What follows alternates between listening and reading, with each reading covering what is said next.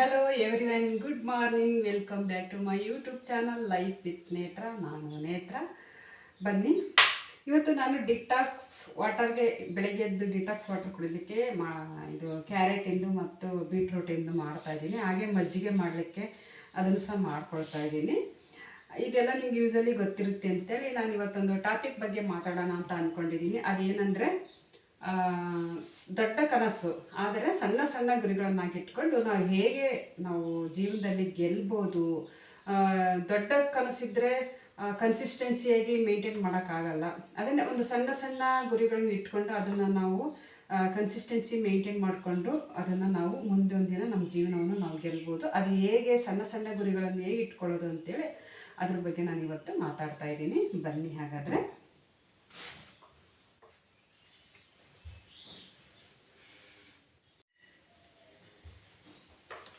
ಇವತ್ತಿನ topic simple ಆದ್ರೂ but ಏನಂದರೆ ತುಂಬ ಪವರ್ಫುಲ್ ಅಂತ ಹೇಳ್ಬೋದು. ಸಿಂಪಲ್ ಆದರೂ ಪವರ್ಫುಲ್ಲು. ಏನಂದರೆ ನಾವು ದೊಡ್ಡ ದೊಡ್ಡ ಗುರಿಗಳನ್ನ ಇಟ್ಕೊಳ್ತೀವಿ, ಅದು ಒಂದೇ ಸಲಕ್ಕೆ ನಮಗೆ ಈಡೇರುತ್ತಾ? ಖಂಡಿತ ಇಲ್ಲ.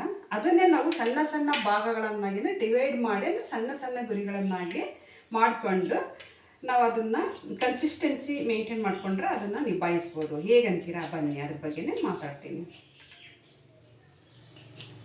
ಈಗ ನಾನು ಒಂದು ತಿಂಗಳಲ್ಲಿ 10 kg ಇಳಿಸ್ಬೇಕು, ವೆಯ್ಟ್ ಲಾಸ್ ಮಾಡಬೇಕು ಅಂತ ಅಂದ್ಕೊಂಡಿರ್ತೀನಿ ಅಂದ್ಕೊಳ್ಳಿ. ಆದರೆ ಅದು ಪ್ರಾಕ್ಟಿಕಲ್ಲಾಗಿ ನಾವು ಯೋಚನೆ ಮಾಡಿದರೆ ಅದು ಖಂಡಿತ ಸಾಧ್ಯ ಆಗಲ್ಲ. ಏಕೆಂದರೆ ಅದಕ್ಕೆ ಪೂರಕವಾಗಿ ನಾವು ಆಹಾರ ತೆಗೆದುಕೊಳ್ಳೋದಾಗಿರ್ಬೋದು, ಎಕ್ಸಸೈಸ್ ಮಾಡೋದಾಗಿರ್ಬೋದು, ಯೋಗ ಮಾಡೋದಾಗಿರ್ಬೋದು, ಒಂದು ಅದಕ್ಕೆ ಕನ್ಸಿಸ್ಟೆನ್ಸಿ ಮೇಂಟೈನ್ ಮಾಡ್ಬೇಕು. ಅದನ್ನ ಮಾಡಿದರೆ ಸಾಧ್ಯ. ಅದೇ ನಾವು ಒಂದು 20 minutes ವಾಕ್ ಮಾಡೋ ಅಂದರೆ ತುಂಬ ಈಸಿ ಅಲ್ವಾ? ನಾವು ವಾಕ್ ಮಾಡ್ಬೋದು. ಬರೀ 20 minutes ತಾನೇ ಅಂತೇಳಿ ಮಾಡ್ತೀವಿ ಅಲ್ವಾ?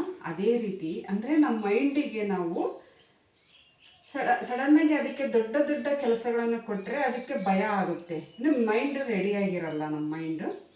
ಹಾಗಾಗಿ ನಾವೇನು ಮಾಡಬೇಕು, ಈ ಥರ ಸಿಂಪಲ್ ಸಣ್ಣ ಸಣ್ಣ ಕೆಲಸಗಳನ್ನು, ಟಾಸ್ಕನ್ನು ಕೊಡಬೇಕು. ದಿನಕ್ಕೆ 1 ರಿಂದ 2 ಟಾಸ್ಕ್ ಕೊಡಬೇಕು, ಆಮೇಲೆ 3, ಆಮೇಲೆ 4. ಅದು ಅಭ್ಯಾಸ ಆಗಿಬಿಡುತ್ತೆ. ಹಾಗಾಗಿ ನಾವು 20 minutes ಅಂದರೆ ಅದು ತುಂಬ ಚೆನ್ನಾಗಿ ಒಪ್ಕೊಳ್ಳುತ್ತೆ, ಮೈಂಡ್ ರೆಡಿ ಆಗುತ್ತೆ. ಹೋಗೋಣ ಅಂತ ಅನಿಸುತ್ತೆ ನಮಗೆ, 20 minutes ತಾನೇ ಅಂತ. ಅದೇ ನಾವು ಒಂದು ತಿಂಗಳಲ್ಲಿ 10 kg ವೆಯ್ಟ್ ಲಾಸ್ ಮಾಡೋದ್ರಲ್ಲಿ ಅಸಾಧ್ಯ ಅನಿಸುತ್ತೆ. ಏಕೆಂದರೆ ನಮ್ಮದು ಆಲ್ರೆಡಿ ಊಟ ಮಾಡಿ ಅದೆಲ್ಲ ಮೈ ಒಗ್ಗಿರುತ್ತೆ, ಬಾಡಿ ಅದನ್ನ ಸ್ಪಂದಿಸಲ್ಲ. ಲಿಮಿಟ ತೊಗೋಬೇಕು ಅಂದರೆ ಏಕ್ದಮ್ ಅಂದರೆ ಅದಕ್ಕಾಗಲ್ಲ. ಸೊ ಹಂಗಾಗಿ ಏನು ಮಾಡಬೇಕಂದ್ರೆ ನಾವು ಒಂದು ದಿನಕ್ಕೆ ಇಷ್ಟು ಊಟ, ಇಷ್ಟು ಈ ಥರ ಡಯಟ್ ಮಾಡ್ತೀವಲ್ಲ, ಅದರ ತಿಂಗಳಲ್ಲಿ ಅಷ್ಟು 10 kg ಇಳಿಸೋದಕ್ಕಿಂತ ಸ್ವಲ್ಪ 1-2 kg ಈ ಥರ ಇಳಿಸೋಣ. ಅಂದರೆ ನಾವು ಯಾವುದೇ ಒಂದು ವೆಯ್ಟ್ ಲಾಸ್ ಮಾಡುವಾಗ ಅದನ್ನು ನಾವು ನಿಧಾನವಾಗಿ ಮಾಡಬೇಕಲ್ವ. ಒಂದು ನಿಮಿಷ. ಹಾಗೆ ನಾವು ದೊಡ್ಡ ದೊಡ್ಡ ಕನಸುಗಳನ್ನು ಇಟ್ಕೊಂಡ್ರೆ ನಾವು ಅದನ್ನು ಅರ್ಧ ದಾರಿಯಲ್ಲಿ ಬಿಟ್ಟೋಗೋದಂತೂ ಖಚಿತ. ಹಾಗಾಗಿ ನಾವು ಅವನು ಸಣ್ಣ ಸಣ್ಣ ಗುರಿಗಳನ್ನಾಗಿ ಮಾಡಿಕೊಂಡ್ರೆ ನಾವು ಅದನ್ನು ಕನ್ಸಿಸ್ಟೆನ್ಸಿಯಾಗಿ ನಾವು ಅವನ್ನ ಮಾಡ್ಬೋದು. ಯಾವುದೇ ಒಂದು ಕೆಲಸ ಆಗಿರ್ಬೋದು, ವೆಯ್ಟ್ ಲಾಸ್ ಆಗಿರ್ಬೋದು, ಯಾವುದಾದ್ರೂ ಸರಿ. ಇನ್ನೊಂದು ಏನಂದರೆ, ನಾವು ಒಂದು ದಿನಕ್ಕೆ ಒಂದು ಬುಕ್ಸ್ ಓದ್ತೀನಿ ಅಂದರೆ ಅದು ನಮಗೆ ಅಸಾಧ್ಯ ಅನಿಸುತ್ತೆ. ಈ ಬುಕ್ಸ್ ಇವತ್ತೆಲ್ಲ ನಾವು ಓದ್ಬಿಡ್ಬೇಕು ಅಂದರೆ, ಫುಲ್ ಓದಬೇಕು ಅಂದರೆ ಬುಕ್ಸು ಅಸಾಧ್ಯ ಅನಿಸುತ್ತೆ. ಮೈಂಡಿಗೆ ಒಂಥರ ಅದು ಅನಿಸಲ್ಲ, ಅದು ಒಂಥರ ಬೇಜಾರಾಗಿಬಿಡುತ್ತೆ. ಓದೋಕ್ಕಾಗಲ್ಲ, ಒಂಥರ ಹೆವಿ ಆಗಿಬಿಡುತ್ತೆ. ಅದೇ ನೀನು ಇವತ್ತು 5 ಪೇಜು ಓದೋಣ ಅಂತಂದರೆ ನಮಗೂ ಖುಷಿಯಾಗುತ್ತೆ. ಮೈಂಡ್ ಅಷ್ಟೊತ್ತಿಗೆ ಮೈಂಡು ಸಹ ರೆಡಿಯಾಗಿರುತ್ತೆ, ಅದು ಒಪ್ಕೊಳ್ಳುತ್ತೆ. ಇಲ್ಲಾಂದರೆ ಅದು ತುಂಬ ಬೋರಿಂಗ್ ಆಗುತ್ತೆ, ಇಲ್ಲ ಲೇಜಿ ಆಗಿಬಿಡ್ತೀವಿ. ಸೊ ಹಾಗಾಗಿ ಈ ಥರ ನಾವು ಸಣ್ಣ ಸಣ್ಣ ಗುರಿಗಳನ್ನಾಗಿ ಇಟ್ಕೊಳ್ಳೋದು ಚೆನ್ನಾಗೆ. ಇದ್ರೂ ನಾವು ಮಾಡಿದ್ರೂ ಒಂದೇ ಕೆಲಸವನ್ನು ಮಾಡೋಕ್ಕಾಗಲ್ಲ. ಏಕೆಂದರೆ ಅದೇ ಸಮಯಕ್ಕೆ ಒಂದೇ ಕೆಲಸ ಮಾಡೋಕ್ಕಾಗಲ್ಲ.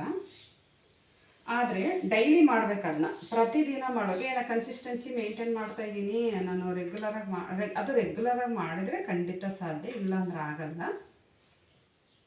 ಸೊ ಹಾಗಾಗಿ ಇಲ್ಲಾಂದರೆ ನಾವು ತುಂಬ ಒತ್ತಡಕ್ಕೊಳಗಾಗ್ತೀವಿ, ಸ್ಟ್ರೆಸ್ ಫೀಲ್ ಆಗ್ತೀವಿ ಒಂದೇ ದಿನ ಎಲ್ಲ ಮಾಡಬೇಕು ಅಂದರೆ. ಹಾಗಾಗಿ ನಾವು ಅವನ್ನ ಸಣ್ಣ ಸಣ್ಣ ಭಾಗಗಳನ್ನಾಗಿ ಡಿವೈಡ್ ಮಾಡಿಕೊಂಡು ನಾವು ಹೋಗ್ತಾ ಇರ್ಬೇಕು. ಯಾವುದೇ ಒಂದು ಕೆಲಸ ಆಗಿರ್ಬೋದು, ಏನೇ ಆಗಿರ್ಬೋದು, ಒಂದು ಕೆಲಸ ಒಂದೇ ಸಮಯಕ್ಕೆ ಮೀಸಲಾಗಿರಬೇಕು. ಆ ಥರ ಡೈಲಿ ನಾವು 1% ಆದರೂ ನಾವು 1% ಆದರೂ ನಾವು ಆಗಬೇಕು, ಡೆವಲಪ್ ಆಗಬೇಕು. ಅಂದರೆ ಅದನ್ನು 100% ಅಂತೂ ನಾವು ಆಗೋಕ್ಕೆ ಸಾಧ್ಯನೇ ಇಲ್ಲ. ಡೈಲಿ 1% ಇಂಪ್ರೂವ್ ಆದ್ರೂ ಬೆಟರ್ ಅನಿಸುತ್ತೆ. ಇನ್ನೊಂದೇನೆಂದರೆ ನಾವು ಒಂದು ಮಿಸ್ಟೇಕ್ ಮಾಡ್ತೀವಿ. ಏನು ಗೊತ್ತಾ? ಬೇರೆಯವ್ರಿಗೆ ಕಂಪೇರ್ ಮಾಡೋದು.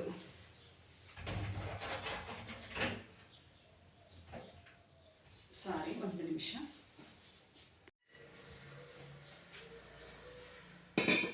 ಇನ್ನೊಂದೇನೆಂದರೆ ನಾವು ಬೇರೆಯವ್ರಿಗೆ ಕಂಪೇರ್ ಮಾಡ್ಕೊಳ್ಳೋದು. ಈಗ ಅವಳು ಒಂದು ತಿಂಗಳಲ್ಲಿ 10 kg ಇಳಿಸಿದ್ದಾಳೆ, ಅಚೀವ್ ಮಾಡಿದ್ದಾಳೆ ಅಂತೇಳಿ ನಾವು ಈ ಥರ ಕಂಪೇರ್ ಮಾಡ್ಕೊಳ್ಳೋದಲ್ಲ. ನಾವು ನಿನ್ನೆಗಿಂತ ಇವತ್ತು ಬೆಟರ್ ಆಗಿದ್ದೀವಿ ಅಂತ ನಾವು ಅಂದ್ಕೋಬೇಕು. ಪರವಾಗಿಲ್ಲ, ನಿನ್ನೆಗಿಂತ 1% ಆದರೆ ಇವತ್ತು ಇಂಪ್ರೂವ್ ಆಗಿದ್ದೀವಿ ಅಥವಾ ಬೆಟರ್ ಆಗಿದ್ದೀವಿ ಅಂತ ಅಂದ್ಕೊಳ್ಬೇಕು. ದಟ್ ಈಸ್ ರಿಯಲ್ ಪ್ರೋಗ್ರೆಸ್ ಅಂತ ಹೇಳೋಕ್ಕೆ ಇಷ್ಟಪಡ್ತೀನಿ. ನಾನು ಈ ಥರ ಎಲ್ಲ ಮಾಡ್ಕೊಂಡ್ಬಿಟ್ಟು ಡಿಟಾಕ್ಸ್ ಡ್ರಿಂಕ್ಸಿಗೆ ಫ್ರೀ ಟೈಮಲ್ಲಿ ಫ್ರೀ ಇದ್ದೆ.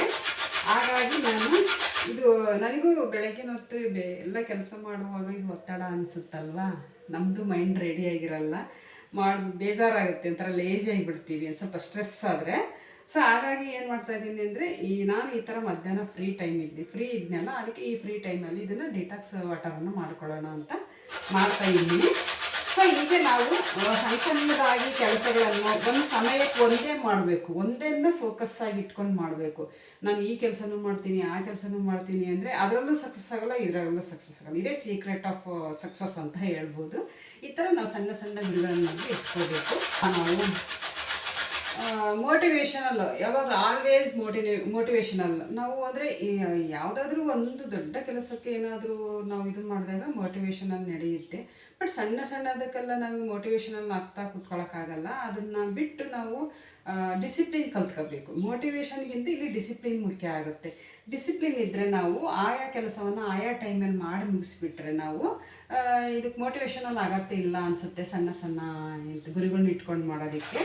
ಹಾಗಾಗಿ ನಾವು ಡಿಸಿಪ್ಲಿನ್ ಕಲ್ತ್ಕೋಬೇಕು. ನಾವು ಇವತ್ತು ಮಾಡೇ ಮಾಡಬೇಕು ಅಂತ ಇಲ್ಲ ಅಂದರೆ ನಾವು ಒಂದು ಟು ಡು ಲಿಸ್ಟ್ ಥರ ಮಾಡ್ಕೋಬೇಕು. ಟು ಡು ಲಿಸ್ಟ್ ಬಗ್ಗೆನೂ ಮಾತಾಡ್ತೀನಿ ನೆಕ್ಸ್ಟ್ ವಿಡಿಯೋದಲ್ಲಿ.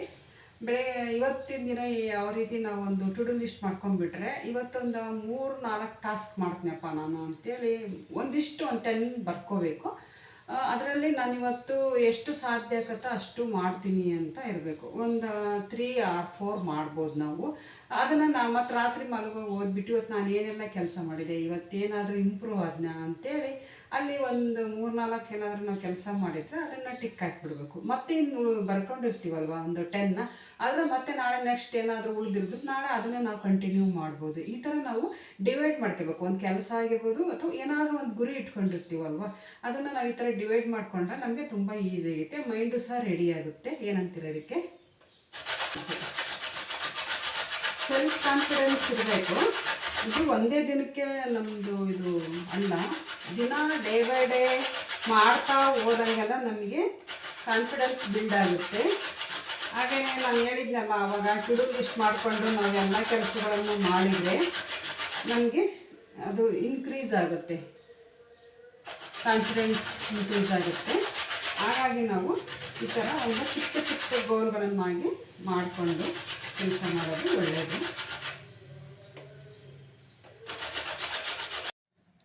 ನೋಡಿದ್ರಲ್ಲ, ನಾನು ಇಲ್ಲಿಂದ ವಾಯ್ಸ್ ಓವರ್ ಮಾಡ್ತಾಯಿದ್ದೀನಿ ಬಿಕಾಸ್ ನನಗೆ ಡಿಸ್ಟರ್ಬೆನ್ಸ್ ಆಯಿತು, ಒಂದು ಕಾಲ್ ರಿಸೀವ್ ಮಾಡಿದೆ.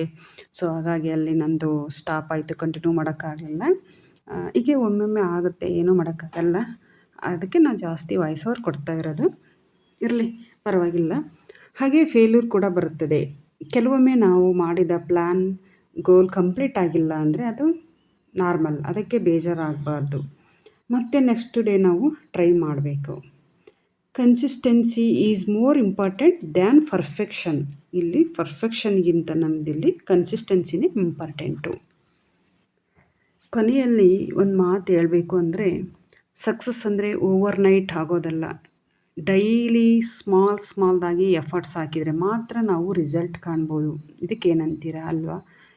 ಯಾವ ಒಬ್ಬ ವ್ಯಕ್ತಿ ಬಿಸ್ನೆಸ್ ಮ್ಯಾನ್ ಆಗಿರ್ಬೋದು, ಯಾರೇ ಆಗಿರ್ಬೋದು, ಈವನ್ ನಮ್ಮಂಥ ಯೂಟ್ಯೂಬರ್ಸ್ ಕೂಡ ಅಷ್ಟೇನೆಯ. ಸ್ಟಾರ್ಟಿಂಗ್ ವ್ಯೂಸ್ ಬರಲ್ಲ, ಸಬ್ಸ್ಕ್ರೈಬರ್ ಆಗಲ್ಲ, ಏನಾಗಲ್ಲ. ಅದಕ್ಕೆ ನಾವು ಡೈಲಿ ಎಫರ್ಟ್ಸ್ ಹಾಕಬೇಕು, ಒಳ್ಳೆ ಕಂಟೆಂಟ್ ಕೊಡಬೇಕು ನಿಮಗೆ. ಹಾಗಾದರೆ ಮಾತ್ರ ಸಾಧ್ಯ ತಾನೇ. ಸೊ ಅದಕ್ಕೋಸ್ಕರ ನಾವು ಡೈಲಿ ಎಫರ್ಟ್ಸ್ ಹಾಕಿದ್ರೆ ಮಾತ್ರ ನಾವು ಮುಂದೊಂದು ದಿನ ರಿಸಲ್ಟ್ ಕಾಣ್ಬೋದು, ಬಿಗ್ ರಿಸಲ್ಟ್ ಕಾಣ್ಬೋದು. ಹಾಗಾಗಿ ಯಾರು ಓವರ್ನೈಟ್ ಇದುವರೆಗೂ ರಿಸಲ್ಟ್ ಕಂಡಿಲ್ಲ. ಹಾಗಾಗಿ ದೊಡ್ಡ ಕನಸು ಇಟ್ಕೊಳ್ಳೋದು, ಆದರೆ ಅದನ್ನು ಸಣ್ಣದಾಗಿ ಗುರಿಗಳನ್ನಾಗಿ ಮಾಡಿಕೊಂಡು ನಾವು ಪ್ರತಿದಿನ ಪ್ರಯತ್ನ ಮಾಡಬೇಕು. ನಿಧಾನವಾಗಿ ನಾವು ನಮ್ಮ ಜೀವನವನ್ನು ಬದಲಾಯಿಸ್ಕೊಳ್ಳಬಹುದು. Thank you for watching. Thank you. ಮತ್ತೆ ನಾಳೆ ಇನ್ನೊಂದು ಇಂಟ್ರೆಸ್ಟಿಂಗ್ ವಿಷಯದೊಂದಿಗೆ ಬರುತ್ತೇನೆ. ನೋಡೋಣ, ಸಾಧ್ಯವಾದರೆ ಟು ಡೂ ಲಿಸ್ಟ್ ಮಾಡೋಣ ಅಂತ ಅಂದ್ಕೊಂಡಿದ್ದೀನಿ. ಬಾಯ್.